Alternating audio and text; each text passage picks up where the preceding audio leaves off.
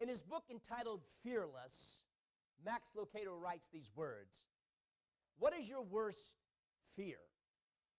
The fear of public failure, unemployment, heights, the fear that you'll never find the right spouse or experience good health, the fear of being trapped, abandoned, or maybe forgotten."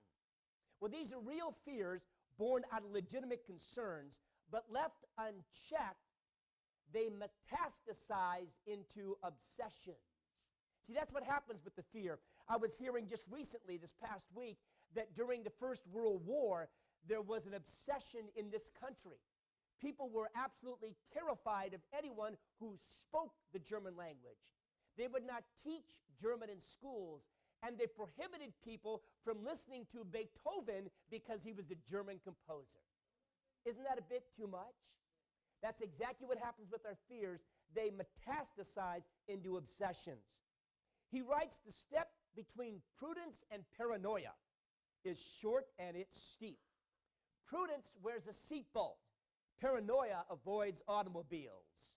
Prudence saves for old age. Paranoia hoards everything. Prudence prepares and plans. Paranoia panics. Prudence will calculate the risk and take the plunge. The paranoia never enters the water.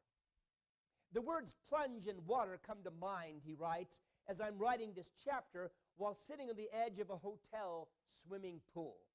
Amazing what hot sun, a cool soda, and a pool chair could do for creativity. I agree. Father and his two small daughters are at play. He's in the water, they leap into his arms.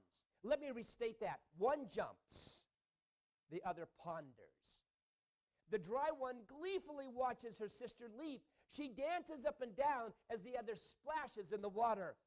But when Daddy invites her to do the same, she shakes her head and backs away. Question: are you like that little girl today? Do you live with that fear? Do you feel that your Father in heaven will not catch you in the middle of the crises of life? If I leap, I know he'll let me fall. So I refuse to forge out in faith. I refuse to trust him for the impossible in 2014, and thereby I never end up seeing the invisible. What's taking place behind the scenes in all of our lives. Our present passage spotlights three personalities, two of whom are terribly frightened, and one who should be petrified due to the deep waters in which he's waded into, and yet, oddly enough, he's not afraid of anyone or anything. He rests and relies in the confident and calm hands of his Creator Father, who has sent an angelic army to secure his safety. This is a very exciting section of Scripture. It offers us, I believe, some encouraging insights for our personal lives today. Now, as we step right into the text, we notice in verse 8 the prophet's announcement. Let's look at it in verses 8 through 10. Now the king of Aram was warring against Israel. And he counseled with his servants, saying, in such and such a place shall be my camp. The man of God sent word to the king, saying, beware, don't pass this place. The Arameans are coming down there. The king of Israel sent to the place about which the man of God had told them. Thus he warned him, so that he guarded himself there more than once or twice. So Elisha sends a message to the monarch of Israel, the king of Aram. And we mentioned 2 weeks ago, whenever you see the word Aram, we're talking about what nation? Syria. Exactly. The king of Syria is out to attack you. He's setting a camp in these specific locations. Don't stop there. Now, the king of Aram is the same man we looked at 2 weeks ago in chapter 5, who sent to the sovereign of Israel $100,000 as a bribe, begging him to cure his key captain, which was Naaman. Did Elisha oblige? Of course he did. He healed the captain of the Syrian army. And how does the king say thanks? By attacking Israel. What a turkey. But that's okay, because Elisha is ahead of each step he takes. He checkmates the Syrians and he frustrates their king. And that brings us to the second point on your outline, and that is the potentate's anger. Verse 11. Now the heart of the king of Aram was enraged over this thing. Now he's the first fella we're going to meet in our text who is frightened. He is frightened. He can't figure out what's going on. And so, like many men, when they become frightened, they get angry. Ladies could tell you that. When ladies get frightened, they say, I'm afraid, or they cry. But big boys don't do that. So we go to another emotion. We get angry. Anger is a secondary emotion. Most often, it's a fear that's behind the anger. And that's exactly what's happening in the case of this particular king. Now, the Hebrew word for enraged is also used in Jonah to speak of a very stormy, wind-whipped sea. So it speaks of the heart of the king. He's incredibly upset. He's ready to blow a head gasket, and the troops are running for cover. Woohoo! Look out, verse 11. And he called his servants and said, will you tell me which one of us is for the king of Israel? In other words, there's a spy in the camp, and I'm going to ferret out the traitor. I'm going to find out who is giving him the inside information. Verse 12. One of his servants said, no, my lord, O king, but Elisha, the prophet who is in Israel, tells the king of Israel the words you speak in your bedroom. He's bugged your house. He knows everything that's going on. It seems like God has given Elisha the gift of clairvoyance. He could read the mind of this monarch because he wants the Syrians to quit picking on his people. So therefore, he gives him this extra gift so that the king cannot pull off any particular trick. Now, Elisha is saying, in essence, you have planned to come here and here and here and attack us, and you thought you were real clever in your approach, but we've caught you in your cleverness. Reminds me of the four boys who on a sunny spring day decided to skip high school for the day, at least for a few hours, and go out and enjoy the sunshine. Something I did occasionally as a senior in high school.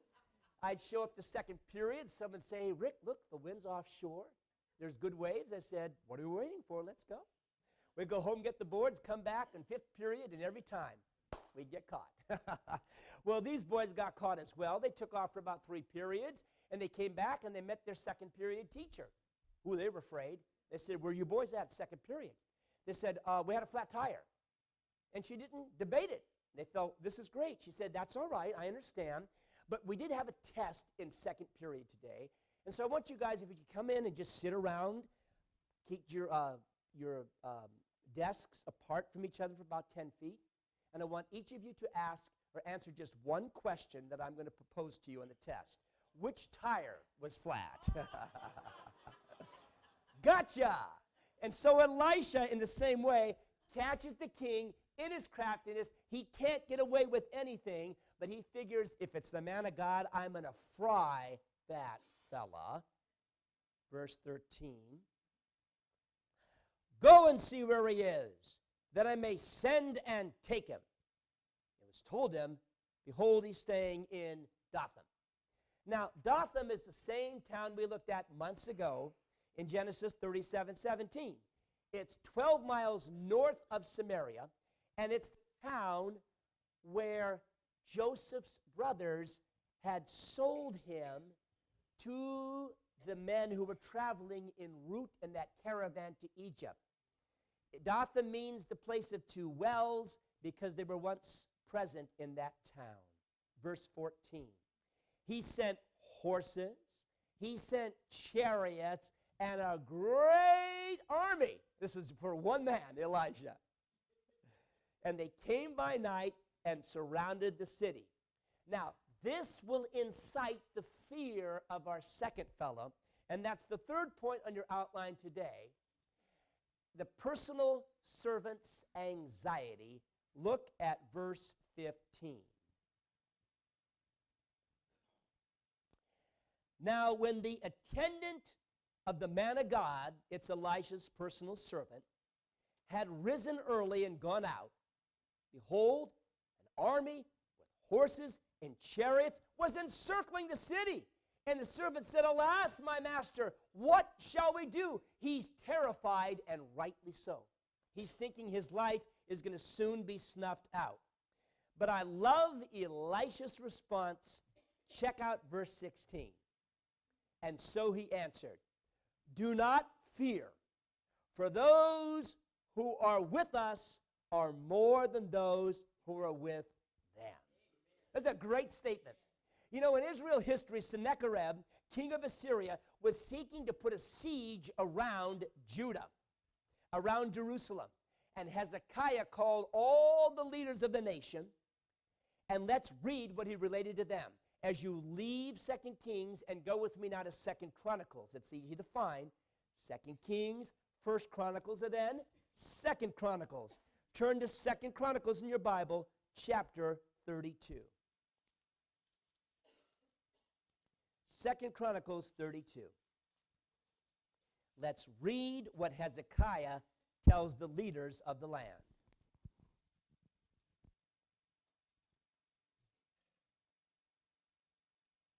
Be strong and courageous. Do not fear or be dismayed, because the king of Assyria, nor because of all the horde that is with them. For the one who is with us is greater than he who is with them. That's the great promise. It's stated again in the New Testament in 1 John 4:4. Greater is he who is in you than he who is in the world. And Satan, who is in the world, will try to incite you to be frightened over a circumstance or a particular person. And in that moment of panic, God says, wait a second, remember who is in power, who is in charge, who is the greatest of all. And so in these conditions, we learn from the teachings of Scripture, we are to wait, we are to trust, and we are to forge out in faith, trusting God for the impossible. And when you trust God for the impossible, you may end up seeing the invisible. What's really happening behind the scenes of humanity. God outnumbers, God overpowers those who seek to attack his people. Lady told the great evangelist D.L. Moody she found a wonderful promise that gave her peace when she was troubled. She said, Pastor, it's Psalm 56:3. When I'm afraid, I will trust in you. Moody said, I have a better one. Isaiah 12:2. Behold, God is my salvation. I will trust and not be afraid. I won't even allow fear to enter my emotional state. David declared in Psalm 27:3, though an army encamp against me, that's all right. I will not fear. And Elisha said, there's more on our side than there is on theirs. Now, if you're the servant, what are you thinking?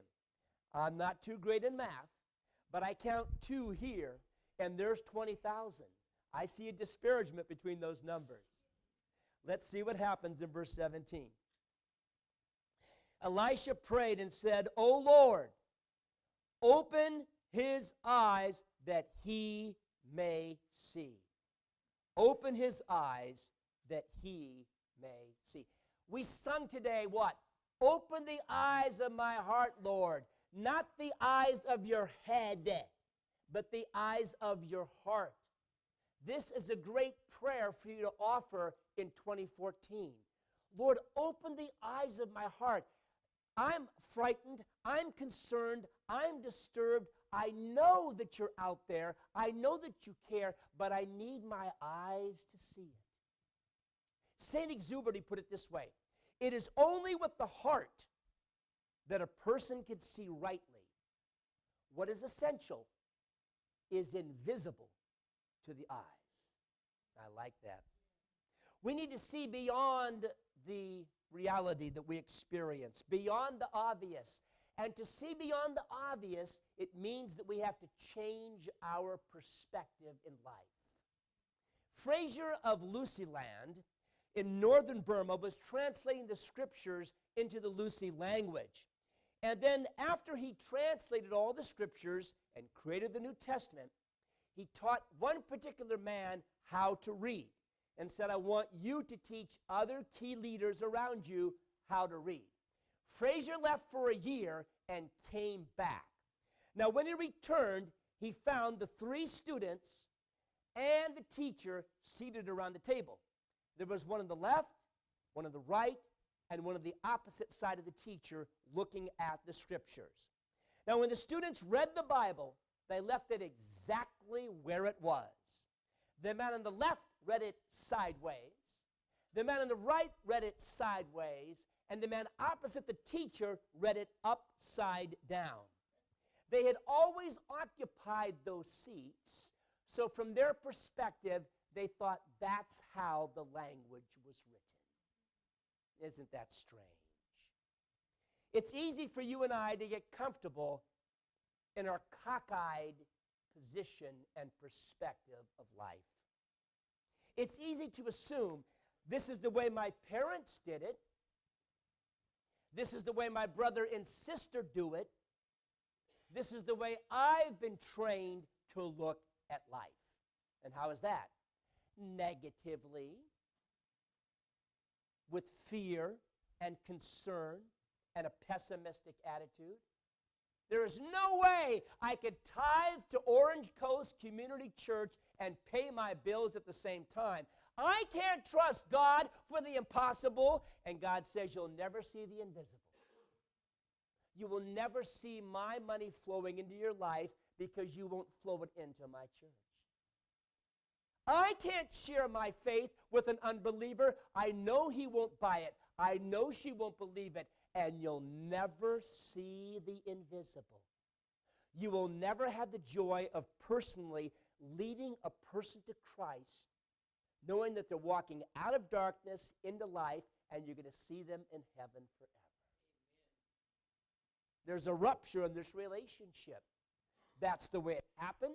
That's the way it is. That's the way it's going to be. God can't restore it. God says, I can restore it. I can change it. I can produce a miracle in that relationship. But you're going to have to get off the opposite seat. You're going to have to swing around and look at life the way it was designed to be looked at. Change chairs. Change your perspective in 2014. Don't get stuck in a rut. You know, in the Canadian Northlands, there are only 2 seasons, winter and July. And when back roads begin to thaw, they become real muddy. And vehicles passing through the backwood country leave deep ruts that become frozen when the winter returns. And for those entering the primitive area during the winter months, there's a sign which reads as follows: Driver, choose carefully the rut which you drive in, because you'll be in it for the next 20 miles. You know, that makes me think that some of us have spent 20 years driving in the same pessimistic, frightened rut of life. That's the way it is in my family. That's the way it is in my occupation. And God says it always will be until you trust me for the impossible and allow me to show you the invisible. Elisha says, Lord, remove this man's rut. Open his eyes. Help him to see life from your heavenly perspective. And brothers and sisters, that's the prayer we need to pray whenever predicaments overwhelm us. Jot it down. Jot it down. Here's the prayer. Lord, remove my fear and replace it with faith. Let's say that together. Lord, remove my fear and replace it with faith. You'll be able to use that prayer most likely before tomorrow's sunset. It's something you could use every single day. Remove my fear. Replace it with faith. Help me to see what you want me to see. Help me to see what is out there, and I have chosen not to see so far. My future is not bleak. It is bright. It's in your hands. Quit reading the book of life upside down. Change chairs. See the life-transforming truth. That's what God's saying to us today. Second part of verse 17. The Lord opened the servant's eyes. Oh, and by the way, here's what's going to happen in your life when he opens your eyes. And he saw. And behold, the mountain was full of horses and chariots of fire all around Elisha. He is surrounded by angelic presences. The chariots of fire always picture the angelic armies. And so there is a momentary unveiling of what always was, always is, and always will be. And then the curtain is drawn back.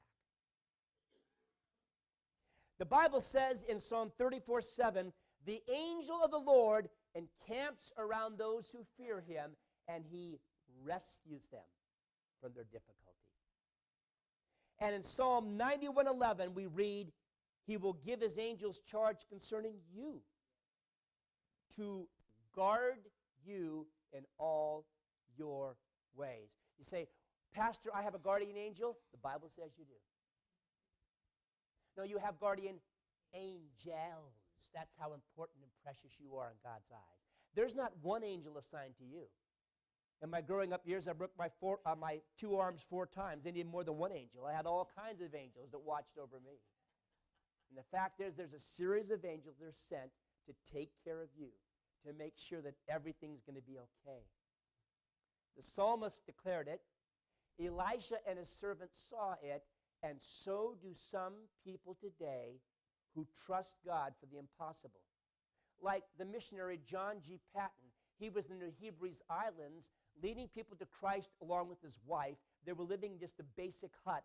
And one night, all the natives became so angry because people were coming to Christ and leaving their idolatrous situation that the people, the men of the tribe, surrounded the hut, intent on burning it down and killing Patton and his wife. There was no escape. So they spent most of the night on their knees in prayer. Oh God, please protect us. Send your angels to oversee us. And by the time the sun arose in the morning, every one of those men had left. They thanked God for the deliverance. It was wonderful. 1 year later, the chief of the tribe came to Christ. And Patton remembered that night. He said, tell me, why didn't you attack us on the night in which we thought you were going to burn down our hut? And the chief looked at him and asked a question. Who were all those men you had with you? He said, my wife and me, there were no men. Oh, no. There were hundreds of large men with swords and shields, and we were afraid to attack. Angels are constantly surrounding us. We will see a little bit later in the message, they're surrounding Orange Coast, the church today. Ask God to open your eyes the next time fear grips your soul. And you may even see one. You may even see one. Well, that's the personal servant's anxiety, and it will lead to point 4, the peaceful alternative. The peaceful alternative. Now, verse 18, when they came down to him, Elisha prayed to the Lord, strike this people with blindness, I pray. So he strikes him with blindness according to the word of the Lord. Now, at this point, Elisha has the upper hand on his enemy. Sometimes your spouse is your enemy. Sometimes your child, maybe your pastor, hopefully not, but perhaps becomes your enemy. Now, when you get the upper hand on your enemy, do you take advantage of that? Or are you looking more for a peaceful alternative? Are you looking for a way out to give this person grace? And that's exactly what Elisha is going to do. But the first step to giving these people grace is to strike them with supernatural blindness. Now, the only other occurrence of this Hebrew phrase is in Genesis 19:11, when the angels struck the Sodomites with blindness. Remember that? These creeps, they want to have sex with the angels. They're completely flipped out. And so the angels strike them with blindness, and they're walking in the walls. They can't see anything, and they're left that way all during the night. So the basic picture is this. It's not an actual loss of sight, but it's a state of illusion in which you are seeing things that don't really exist. You probably had that last night. It was called a dream. Dreams appear real, don't they? But it's a state of illusion. It doesn't actually exist. Now, back in the early 80s, I was going through some tough times in the ministry, and so those difficulties were fleshing themselves out in nocturnal experiences. I was having some wild nightmares. I remember one night, I dreamed that a group of Italians with really expensive-looking suits were selling me a house at this incredibly low price. And I thought, it looks shady, but hey, it's a great price. I'll take it. So I'm walking through the carpets about 4 inches thick. You know, it's just a beautiful place. And we're all in the living room, and they step out of the living room to the backyard, and electronically, the double-paned doors shut and lock. And the Italians look at me, and I realize, oh, they're the mafia. And they shout, now you'll never get out of here. And I sat up in bed and shouted, oh, yes, I will, and stuck my hand right through the plate glass window. Then I woke up. What's this blood doing on my arm? I had no idea what was going on. So I was seeing things, but they weren't real. And that's exactly where the Syrian soldiers are stuck right now. Verse 19, Elisha said, now this is not the way, nor that's the city. Follow me. I will bring you to the man whom you will seek. They said, they can't see. Take us to Elisha. Elisha goes, I will take you to Elisha. This is funny. I love God's sense of humor. This is just wonderful. Don't say that God doesn't like to joke. He loves to laugh. This is great. Verse 19 and 20. He brought him to Samaria. Perfect. And when they came to Samaria, Elisha said, oh, Lord, now open the eyes of these men that they may see. So the Lord opened their eyes, and they saw, behold, they were in the midst of Samaria, right in the camp of the enemy. Oh, brother. Oh, brother. And so the capital of the enemy, they're stuck, and they're sitting ducks, and the hunter wants to pick them off. Verse 21. Then the king of Israel, when he saw them, said to Elisha, oh, can I kill them? Can I kill them? I will disconnect them. I will vivisect them. I will cut them in pieces. I will take them down right now. He is a hunter who is hungry for his prey. Well, Elisha's response, verse 22, you shall not kill them. Would you kill those you've taken captive with your sword and with your bow? Set bread and water before them, that they may eat and drink and go to their master. You don't pursue prisoners of war. You don't kill them. You treat them decently. That's what Elisha said. Look at verse 23. So he prepared a great feast for them, and when they'd eaten, he drunk, and sent them away, and they went to their master. Now watch this. Don't miss this.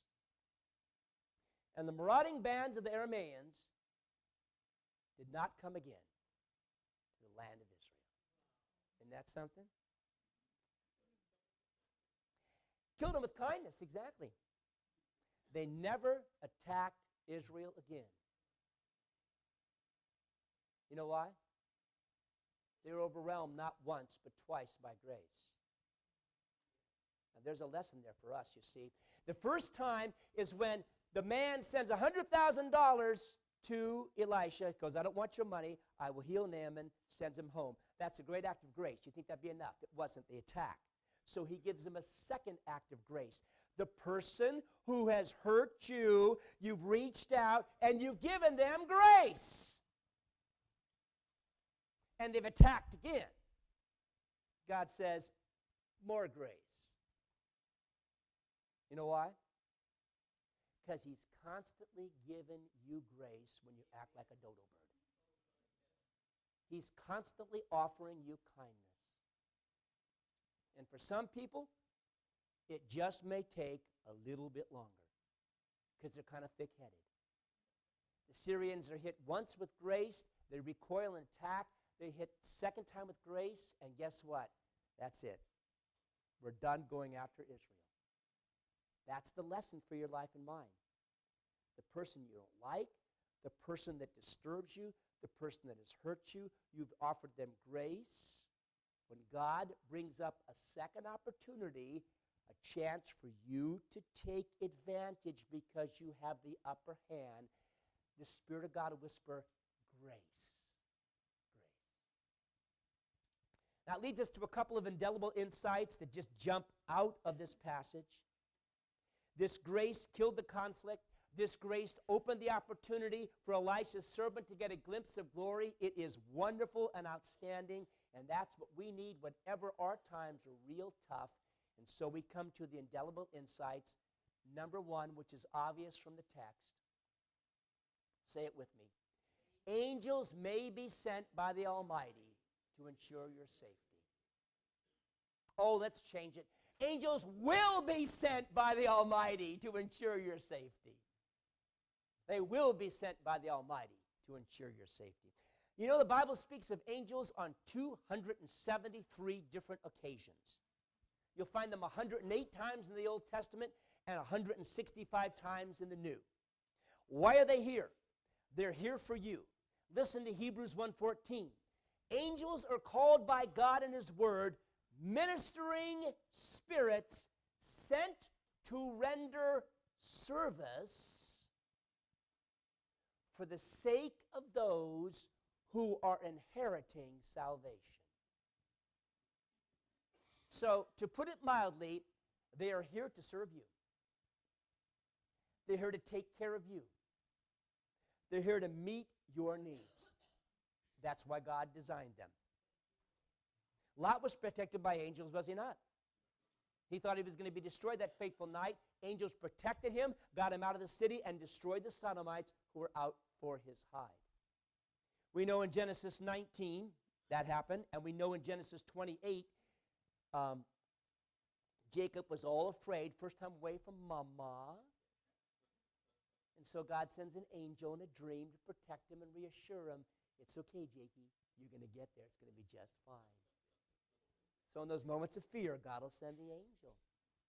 We know in Matthew 2:13, angels warned Mary and Joseph of Herod's plot to put to death their son, and they escaped in the middle of the night when 3,000 others did not make it.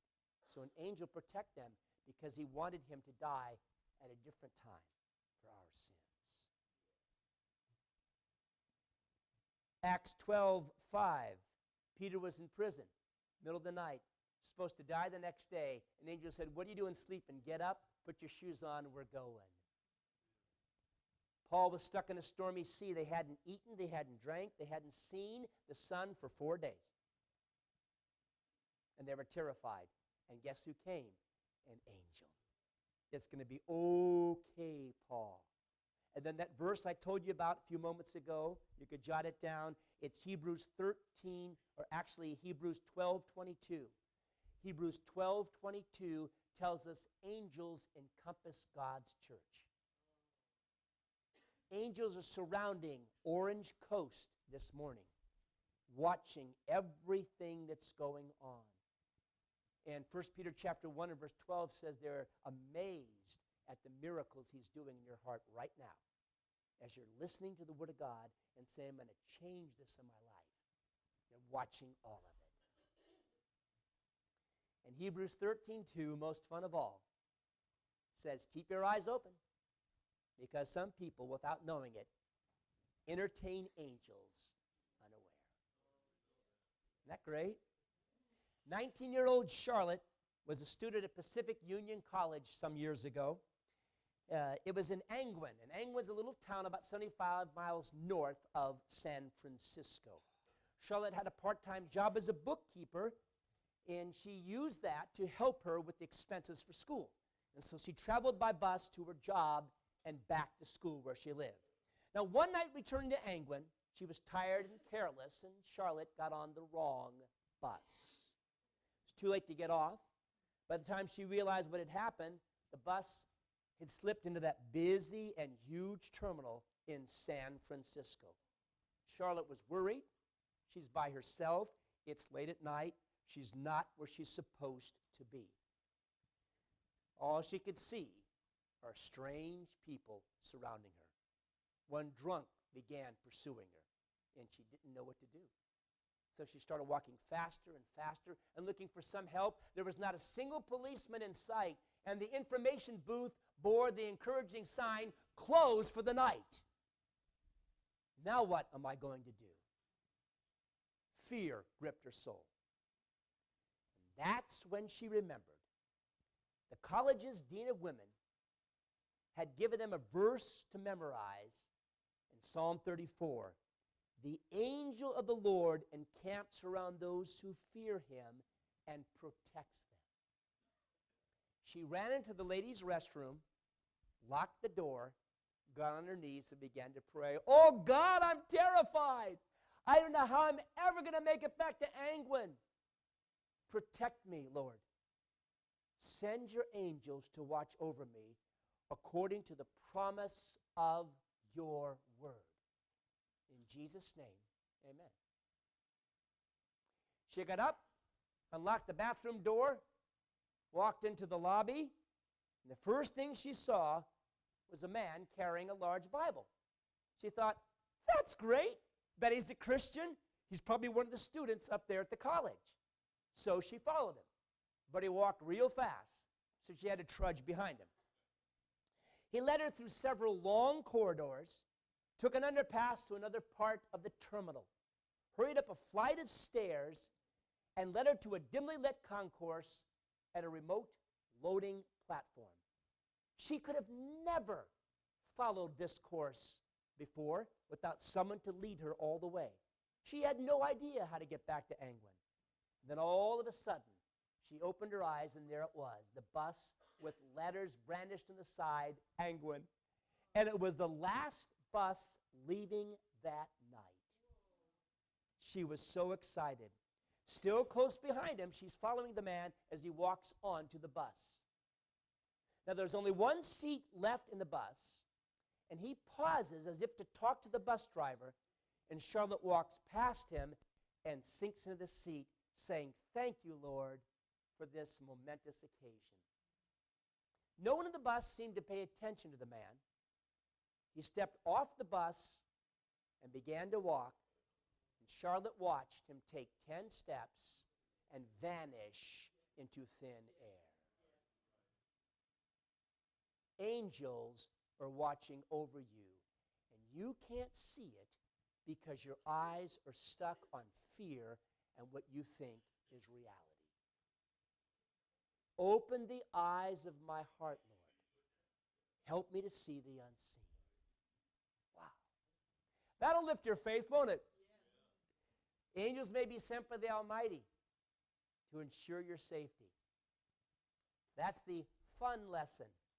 The second one will challenge you a bit. And here's the second indelible insight. Kindness may be the solution for your conflict.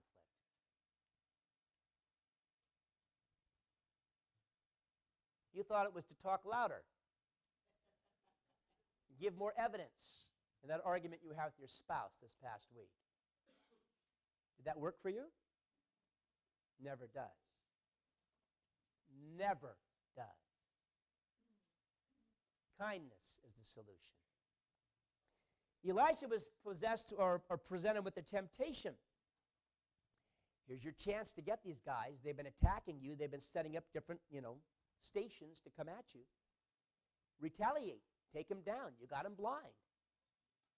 No, he said, I'm going to be kind. And as a result, no more bloodshed. No more loss of life. Everything was wonderful and peaceful because one man chose to be kind. That's God's recipe for dealing with our enemies. We know that, don't we? We know what Jesus said in Matthew chapter 5 and verse 44. Love your enemies. Pray for those who despitefully use you. And Paul amplifies that in Romans chapter 12 and verse 20. If your enemy is hungry, don't give him any food. Is that what he said? No, feed him. If he's thirsty, give him a drink. Why? Because in doing so, you heap burning coals on his head, which means what? Which means he's going to feel so miserable because you have been merciful towards him that he won't know how to deal with your acts of kindness. The church I pastored fresh out of seminary, everybody's leaving. Come back. The church I pastored fresh out of seminary, there was a fella who constantly critiqued and criticized my sermons. I think that's what he thought his spiritual gift was. I had him over to my house. I was over to his house for dinner over the course of 4 or 5 years, but he was just a negative Nick. He was always down. There were times in which I'd preach. He'd sit in the back of the church, go like this. Just shake his head, disagree with everything I was saying. So it didn't surprise me after several years, and one Sunday, he was in the front of the church in the foyer, greeting people as they came into the church, asking them to sign a petition to kick the pastor out of the church. And a couple months later, he succeeded. Got together with his buddies, and they had a little meeting in my office 5 days before Christmas, 1985. Now, I didn't see that guy for 22 years. 22 years. One Wednesday, I'm in line at Subway to get a bite to eat, and I turn around. There he is. Now, he'd aged quite a bit. He didn't look as strong and indomitable as he once used to be. And when he saw me, he started to shake. I'd never seen him shake in my life. He was always this confident, cocky salesman who could pull off anything, and now he's standing shaking. He wasn't sure of my response. So I popped him in the mouth and walked out. No, I didn't do that. I called him by name, put my arms around him, and said, "It's good to see ya." And he'd go, "Yeah, yeah." He didn't know what to say. So we ordered our lunch. I sat down. He kind of fumbled through a half-hearted apology, saying in his proud way, "I'm sorry, I guess I shouldn't have done what I did."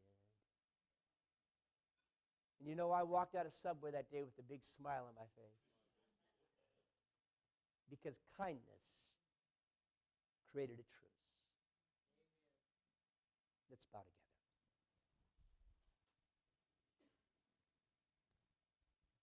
Bride, a groom, a son or a daughter,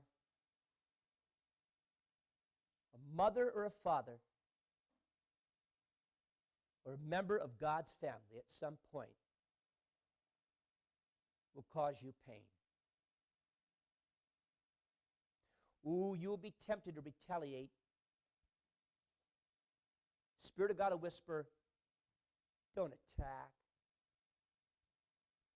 Why not try tenderness?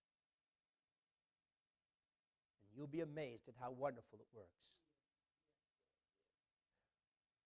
You have that difficult relationship in your life this morning. The Spirit of God's spoken to you, and right now, in just a quiet moment, why don't you just tell him, I'm going to try tenderness this time, Lord. Do that right now.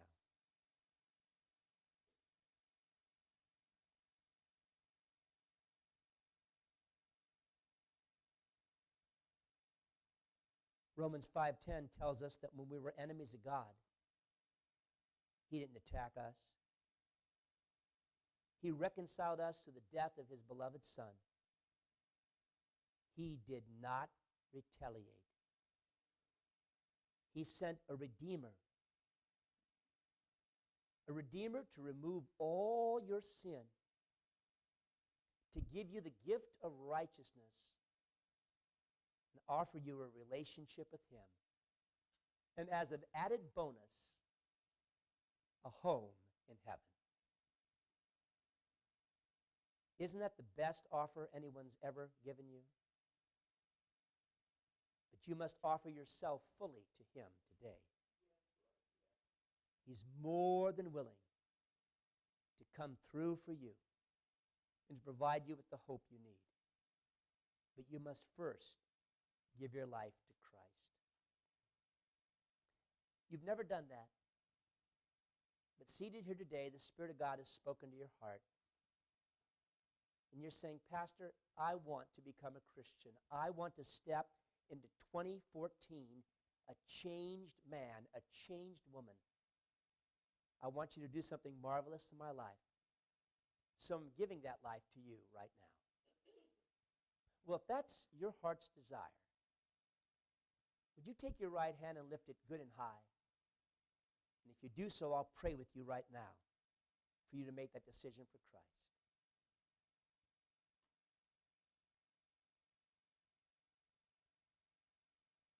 God bless you. Thank you so much, sweetheart. Thank you.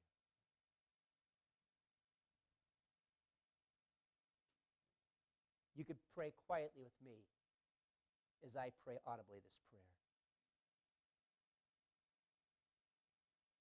Dear Lord Jesus, thank you for dying for my sin. I've made many mistakes in my life, but your gift on the cross washes it all away. And today I'm becoming a child of God. Enter my life. Change my desires. Help me to walk with you each day. Thank you that you've forgiven all my sins and provided me a home in heaven. And now let me step out of this place with great hope and happiness in my heart. I pray this in Jesus' name.